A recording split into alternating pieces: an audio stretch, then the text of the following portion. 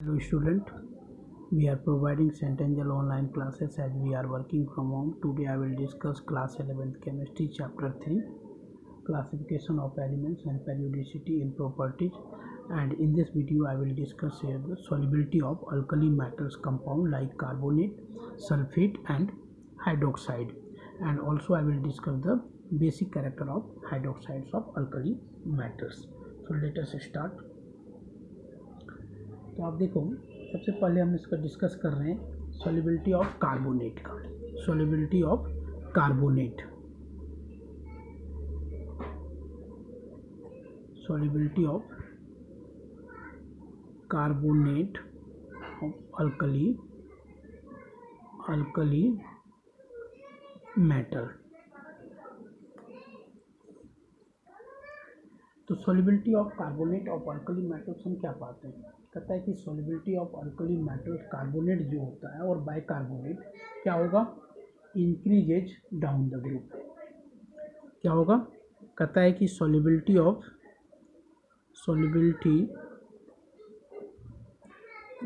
Carbonate और bicarbonate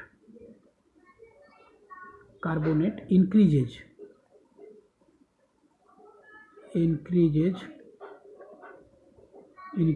down the group.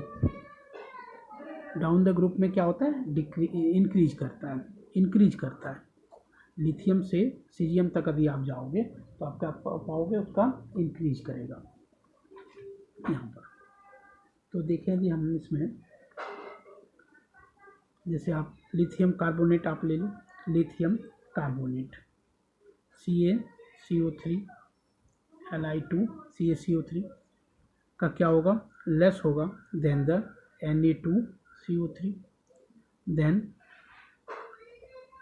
K2CO3 then Rb2CO3 and then Cgm2CO3। Means सबसे ज़्यादा क्या होगा, इसकी सॉल्युबिलिटी होती है, क्योंकि solubility of carbonate and bicarbonate भी आप ले सकते हो, जैसे LiHCO3 देन NaHCO3 देन इस तरह से हम जा सकते हैं, और CgMHCO3 क्या पाते हैं, इसकी सॉल्युबिलिटी सबसे ज़्यादा हो रही है। यहाँ पर क्या है, इस कार्बोनेट की भी सॉल्युबिलिटी सबसे ज़्यादा है। इसमें डाउन द ग्रुप जब हम मूव करते हैं तो सॉल्युबिलिटी क्या होता है, उसमें इंक्रीज कर रहा है। तो कार्बोनेट आपको लर्न करके रखना है कि कार्बोनेट एंड बाइकार्बोनेट की solubility down the group increases. अब क्वेश्चन उठता है कि ऐसा होता क्यों है। अभी हम इसकी बात कर लें कि सॉल्युबिलिटी इंक्रीज या डिक्रीज कैसे करता है, क्यों करता है, इसका क्या रीजन होगा। तो देखो, सॉल्युबिलिटी डिपेंड करता है दो फैक्टर के ऊपर। कौन कौन सा फैक्टर, एक तो लैटिस और दूसरा क्या होता है आपका, दूसरा होता है हाइड्रेशन एंथैल्पी के ऊपर। जिस कंपाउंड का क्या होगा, लैटिस एंथैल्पी कम होगा और हाइड्रेशन एंथैल्पी मोर होगा, वो क्या होगा, सोल्यूबल इन वाटर होगा। तो दो फैक्टर्स को देखते हैं। इसका मतलब क्या है कि जैसे जैसे डाउन द ग्रुप जाते हैं तो यहाँ क्या पा रहे हैं कि कैटायनिक साइज जो है वो इंक्रीज कर रहा है। कैटायनिक साइज आपका क्या हो रहा है, इंक्रीज कर रहा है यहाँ पर। तो हम क्या पा रहे हैं कि सॉल्युबिलिटी भी इंक्रीज कर रहा है, कार्बोनेट एंड बाइकार्बोनेट का दोनों का सॉल्युबिलिटी इंक्रीज कर रहा है। दैट मीन्स हाइड्रेशन एंथैल्पी क्या होगा, मोर नेगेटिव होगा and as compare to lattice enthalpy. यही कारण है कि सॉल्युबिलिटी क्या हो रहा है, इंक्रीज हो रहा है। सॉल्युबिलिटी डाउन द ग्रुप क्या हो रहा है, इंक्रीज कर रहा है। नेक्स्ट हम देखते हैं solubility of hydroxide and sulphate का।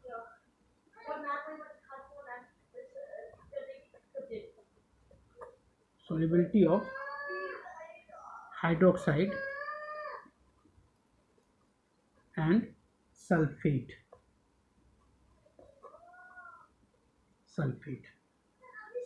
का। इसमें भी हम क्या पाते हैं कि कहता है कि solubility of alkaline earth metals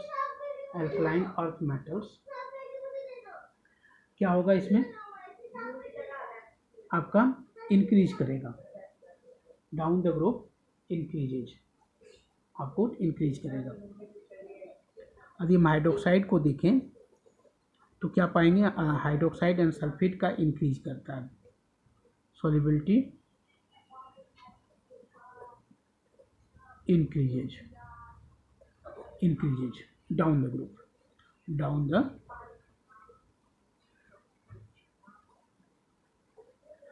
group increase कर रहा है। जैसे फॉर एग्जांपल हम लेते हैं, जैसे आप ले सकते हो हाइड्रोक्साइड आप ले रहे हो तो BeOH का होल ट्वाइस कर दो, इसका सॉल्युबिलिटी क्या होगा, कम होगा एज कंपेयर टू MgOH का होल ट्वाइस। देन आप क्या पाओगे, CaOH का OH whole twice, then SrOH का होल ट्वाइस, देन VaOH का होल ट्वाइस। क्या हो रहा है, आपका इंक्रीज करते चला जा रहा है। इसी तरह से क्या होगा, सल्फेट का भी क्या होगा, इंक्रीज करेगा।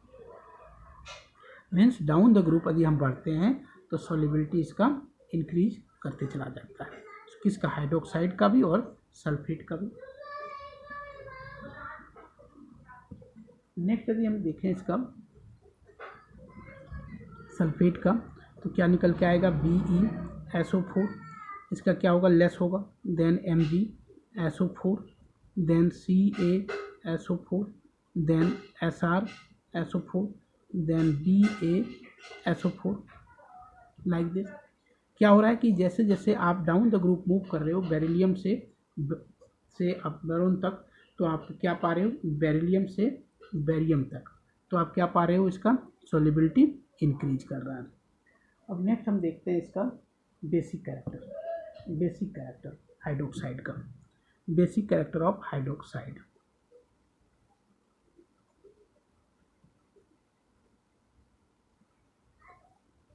Character of hydroxide,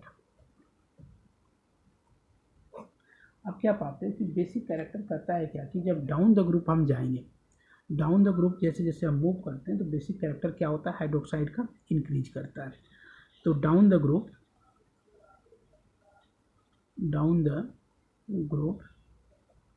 basic character increases. क्यों इंक्रीज करेगा, इसका भी रीजन होगा कि इंक्रीज क्यों कर रहा है बेसिक कैरेक्टर। यदि हम देखें, कंपेयर करें यहाँ पर कि बेरिलियम हाइड्रोक्साइड का जो बेसिक कैरेक्टर है वो क्या है आपका, वो लेस है देन बेरिलियम के बाद मैग्नीशियम हाइड्रोक्साइड का MgOH का whole twice, then calcium hydroxide OH का होल ट्वाइस, देन BaOH का होल ट्वाइस।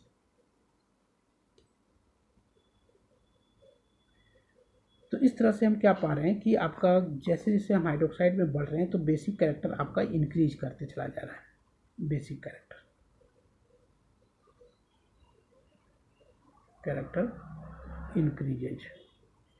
सिंपल रीजन होगा इसमें, बेसिक कैरेक्टर हम कैसे निकालते हैं कि कितना आसानी से वो OH आयंस को रिलीज कर रहा है। तो OH आयंस रिलीज की टेंडेंसी क्या होगा, जितना क्या होगा, डाउन द ग्रुप जब हम बढ़ते हैं तो कैटानिक साइज इंक्रीज करता है, कैटानिक साइज इंक्रीज करने से क्या होगा, जो बॉन्ड डिसोसिएशन इंथैल्पी होगा वो डिक्रीज करेगा, तो आसानी से वो OH आयंस को रिलीज कर देगा। यही कारण है कि बेसिक कैरेक्टर क्या हो जाएगा, उसका ज़्यादा हो जाएगा, बेसिक कैरेक्टर उसका हम ज़्यादा पाएंगे। सेम आपका केस क्या होगा अल्कली मेटल्स में भी यदि देखें तो लिथियम हाइड्रोक्साइड का बेसिक कैरेक्टर क्या होगा, ज़्यादा होगा as compare to sodium hydroxide, sorry इसका लिथियम हाइड्रोक्साइड का लेस होगा then sodium hydroxide, then potassium hydroxide, then rubidium hydroxide and then caesium hydroxide. तो हम क्या पाते हैं कि डाउन द ग्रुप जब हम मूव करते हैं तो हाइड्रोक्साइड के केस में भी क्या, हाइड्रोक्साइड में क्या पाते हैं, बेसिक कैरेक्टर इंक्रीज करता है। और इसका सिंपल रीजन होता है कि बेसिक कैरेक्टर इसलिए इंक्रीज हो रहा है क्योंकि क्या हो रहा है, कैटानिक साइज इंक्रीज कर रहा है, और कैटानिक साइज इंक्रीज करने से बॉन्ड डिसोसिएशन एंथैल्पी क्या होता है, डिक्रीज करता है, इसलिए उसकी सॉल्युबिलिटी और बेसिक कैरेक्टर ज़्यादा होगा क्योंकि आसानी से वो OH आयंस को रिलीज कर सकता है। ये सिंपल रीजन है इसका बेसिक कैरेक्टर का। तो इस तरह से हमने इसमें क्या देखा कि हमने कंपेयर किया basic character of hydroxide, solubility of carbonate, bicarbonate, sulphate and hydroxide, किसका, अल्कली मेटल्स का और एल्कलाइन अर्थ मेटल्स का, दोनों का क्या होता है कि डाउन द ग्रुप जब जाते हो तो कार्बोनेट का भी बेसिक कैरेक्टर इंक्रीज करता है, कार्बोनेट की भी सॉल्युबिलिटी इंक्रीज करता है, बाइकार्बोनेट की भी solubility down the group increase करता है, और फिर सल्फेट एंड हाइड्रोक्साइड की भी सॉल्युबिलिटी डाउन द ग्रुप क्या हो रहा है, इंक्रीज कर रहा है। और हमने एक और पॉइंट यहाँ पर एक्सप्लेन किया, वो क्या था आपका बेसिक कैरेक्टर ऑफ हाइड्रोक्साइड। तो बेसिक कैरेक्टर ऑफ हाइड्रोक्साइड में हमने क्या पाया कि दोनों का जो आपका क्या था, अल्कली मेटल्स और अल्कलाइन अर्थ मेटल्स दोनों का basic character down the group क्या हो रहा है, इंक्रीज कर रहा है। क्यों इंक्रीज कर रहा है, क्योंकि कैटानिक साइज जो है सो इंक्रीज कर रहा है, और कैटानिक साइज इंक्रीज करने से बॉन्ड डिसोसिएशन इंथैल्पी क्या होता है, बॉन्ड डिसोसिएशन इंथैल्पी जो है वो डिक्रीज करता है।